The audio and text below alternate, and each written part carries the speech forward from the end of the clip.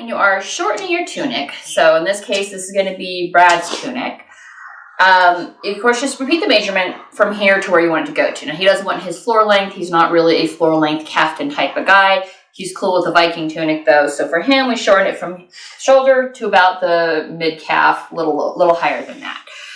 We're taking off about 13 inches total, all right? His measurement to the floor was 63 inches from shoulder to the floor.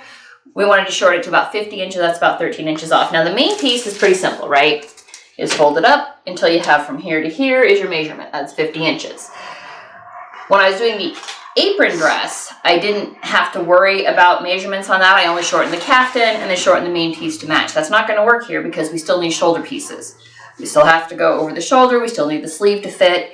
So we have to shorten them very much separately. So the main piece shortens to 50 inches. This you shorten by the 13 inches. So it has to be a concurrent shortening. Again, you want to shorten from the bottom up. Now, his gore was 55.5 inches. Taking off 13, we want to move it down to 42.5 inches. Assuming my calculator is correct, because I did not math that in my head. I'm going to assume it's correct. It's there's a little bit of guesswork to start with. Because again, you just want to straighten it up. So we're going to start here. I said I needed 42.5. Oh, dang. 42.5 inches on my first fold right there. So that's all you need to do is basically just fold this up, get your creases right, smoosh it flat.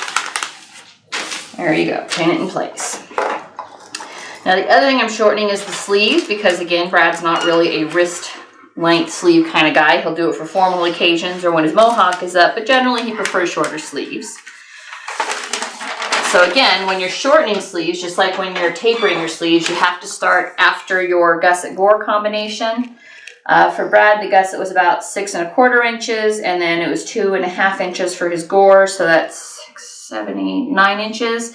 And then I add a couple of inches because I'm gonna do a contrasting band. His tunic's gonna be black, but I'm gonna put an orange band on it. Here, the contrast and the shortness is entirely by the fact that I literally folded the sleeve up. This being a damask, you have the satin weave here, plain weave here. It still creates a contrast band. It's not going to happen with Brad's tunic because it's black Habotai. There is no contrasting band. It's the same on either side. So basically, I just fold for him. We got lucky. I more or less just folded his sleeve pattern in half. As you can see, there's the top. Down to here is our 9 inches. I wanted to give it at least 2 inches for the band. A little more, it's going to fall to just past his elbow. And that's going to be his sleeve. And there you go. That's how you shorten lengths for any tunic that you're working with. Get your measurements, shorten the main piece, shorten the gore piece. If you want to adjust your sleeve length, make sure you take into account that the gusset and gore help with ease when you're wearing it.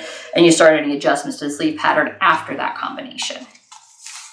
Little record button. I did hit the little record button.